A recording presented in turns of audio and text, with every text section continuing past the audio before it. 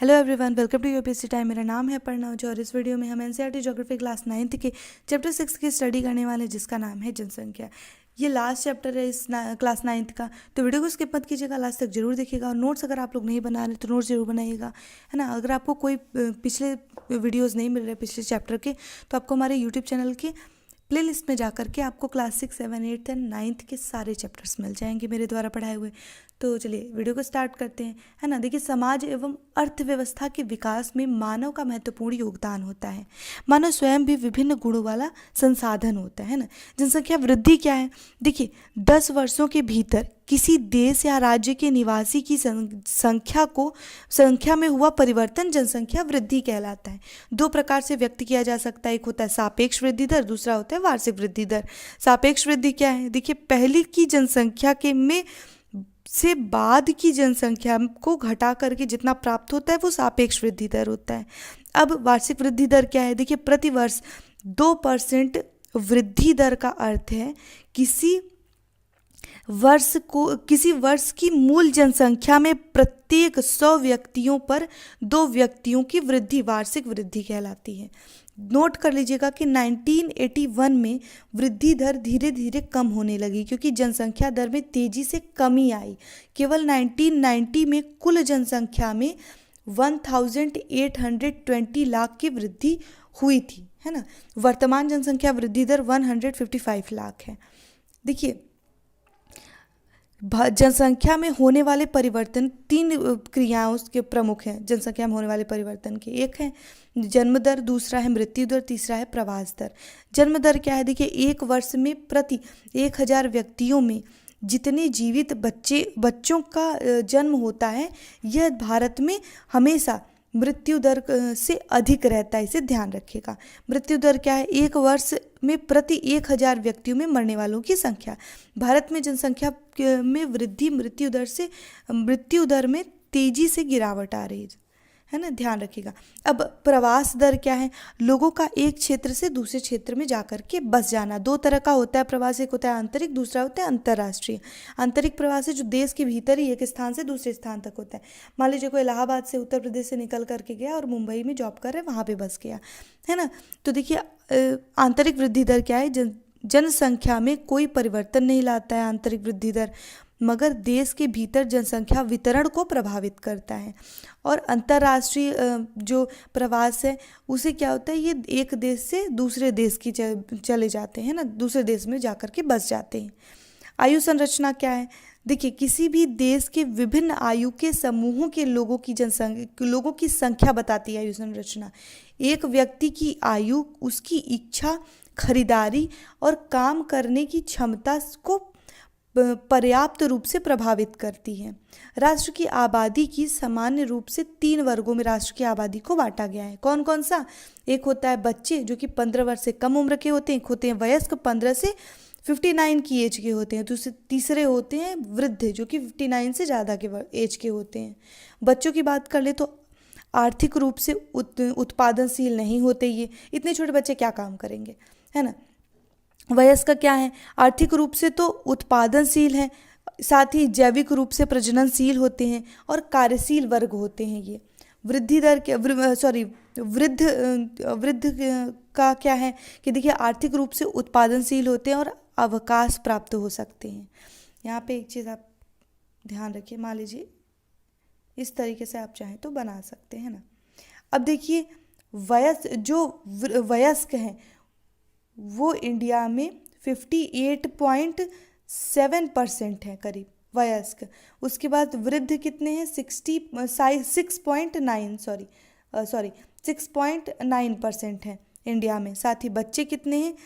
34.4% बच्चों की इस समय बच्चे हैं इस समय भारत में, है ना। तो ये भारत की उम्र संरचना है, ध्यान रखिएगा। लिंगानुपात क्या है? देखिए, प्रति 1000 पुरुषों पर महिलाओं की संख्या लिंगानुपात कहलाता है। यह पुरुषों व महिलाओं के बीच की सीमा को मापने का महत्वपूर्ण सामाजिक सूचक है। साक्षरता दर क्या है? एक व्यक्ति की जिसकी आयु 7 वर्ष या उससे अधिक हो वह उसकी किसी भी भाषा को मतलब लिखना आना चाहिए, पढ़ना आ सकता हो उसे, तो वह साक्षर की श्रेणी में आता है। व्यवसायिक संरचना क्या है? विभिन्न प्रकार के व्यवसायों के अनुसार जनसंख्या में वृद्धि। 3 श्रेणियां हैं इसमें, प्राथमिक, द्वितीयक और तृतीयक। प्राथमिक क्या है? जिसमें कृषि आता है, पशुपालन आता है, वृक्षारोपण आता है, मछली पालन आता है, फिर खनन आता है। द्वितीयक क्या है? जिसमें उद्योग, भवन निर्माण कार्य ये सब आते हैं। तृतीयक क्या है? इसमें परिवहन आता है, संचार, वाणिज्य आता है, इसके सिवा प्रशासनिक सेवाएं आती हैं। अब किशोर जनसंख्या की बात कर लेते हैं। देखिए, भारत की कुल जनसंख्या का 5वां भाग जो है किशोर जनसंख्या है ना। 10 से 19 वर्ष की आयु के वर्ग वाले लोग होते हैं, ये आयु वर्ग वाले भविष्य में सबसे ज़्यादा महत्वपूर्ण संसाधन है ये, है ना, इसे ध्यान रखिएगा। अब देखिए, देश में शीर्ष जनसंख्या वाले क्षेत्रों की बात कर लेते हैं। सबसे ज़्यादा जनसंख्या उत्तर प्रदेश में पाई जाती है, फिर महाराष्ट्र में, फिर बिहार में, फिर पश्चिम बंगाल में, और 5वां नंबर है आंध्र प्रदेश। आप इसे चाहें तो नोट कर लीजिए। आंकड़ों को नोट करने की ज़रूरत नहीं है, मैंने आपको दिखाने के लिए बस बताया है, क्योंकि बेसिकली आपको इतना तो पक्का से पता होना चाहिए क्षेत्रों के विषय में। अगर आप आंकड़े भी लिखते हैं तो भी कोई अच्छा ही है आपके लिए, आपकी आंसर राइटिंग में अच्छा हो सकता है। तो अगर आप चाहें तो लिखिए, चाहे तो नहीं लिखिए, है ना।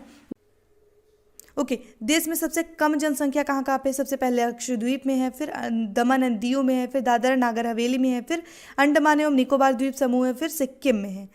चाहे तो इसके आंकड़े लिखिए, चाहे तो ना लिखिए। अब देखिए, यहाँ पे हम बात कर लेते हैं उच्चतम आबादी वाले केंद्र शासित प्रदेशों की। उच्चतम आबादी वाला केंद्र शासित प्रदेश है दिल्ली, उसके बाद सबसे कम आबादी वाला केंद्र शासित प्रदेश है लक्षद्वीप, फिर उच्चतम जनसंख्या वाला राज्य है उत्तर प्रदेश, फिर कम जनसंख्या आबादी वाला राज्य है सिक्किम। ओके, अब देखिए, भारत में सबसे अधिक शहरी जनसंख्या राज्य और यूनियन टेरिटरी को मिला करके वो है महाराष्ट्र, और भारत में सबसे कम शहरी जनसंख्या राज्य और यूटी यानी यूनियन टेरिटरी को मिला करके वो है लक्षद्वीप। भारत में सबसे ज़्यादा ग्रामीण जनसंख्या कहाँ पे है? उत्तर प्रदेश में, ये भी राज्य और यूनियन टेरिटरी को मिला करके। उसके बाद क्या है कि भारत में सबसे निम्न ग्रामीण जनसंख्या कहाँ पे है? लक्षद्वीप में है। जनसंख्या का घनत्व की बात कर ले, प्रति व्यक्ति वर्ग किलोमीटर, भारत की जनसंख्या का घनत्व इतना है, ठीक है।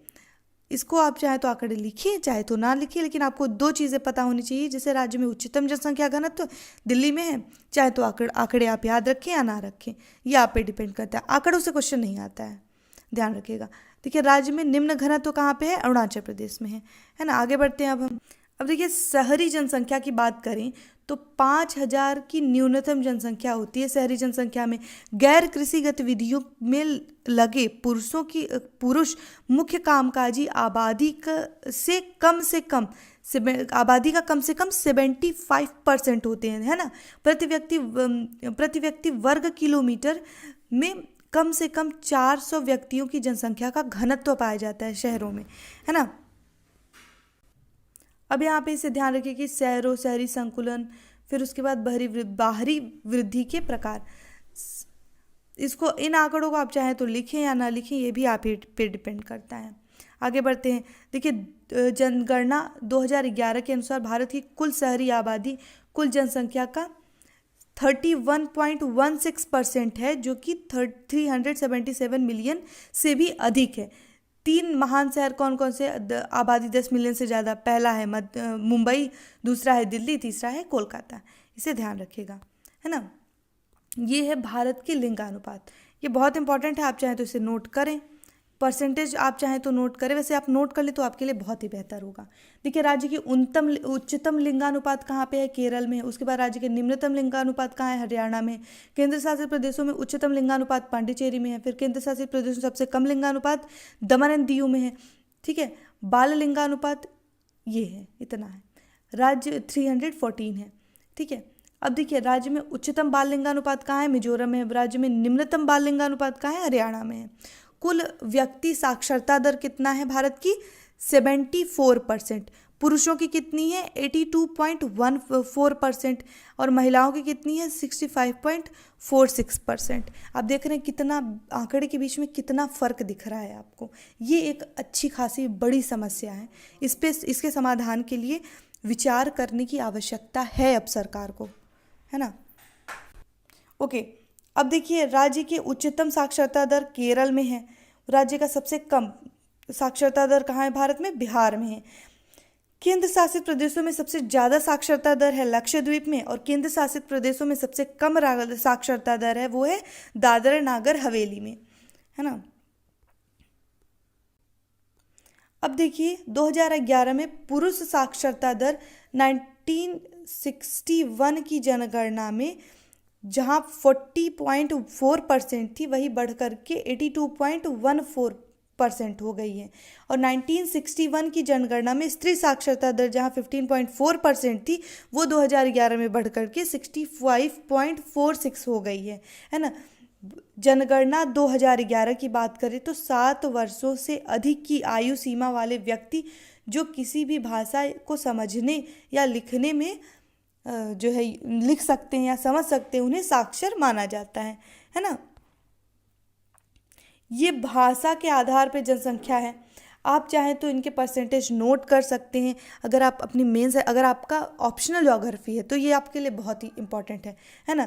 फिर व्यावसायिक संरचना, इसको हमने बात कर लिया। आप कार्यकर्ता वर्गीकरण, इसे आप चाहे तो आप नोट कर लीजिए, है ना। ओके, अब फाइनली हम आ जाते हैं NPP 2000 पे, यानी राष्ट्रीय जनसंख्या नीति पे। देखिए 14 वर्ष तक की निःशुल्क और अनिवार्य विद्यालय शिक्षा जो है बच्चों को मिलती है, 14 वर्ष तक के बच्चों को, ठीक है।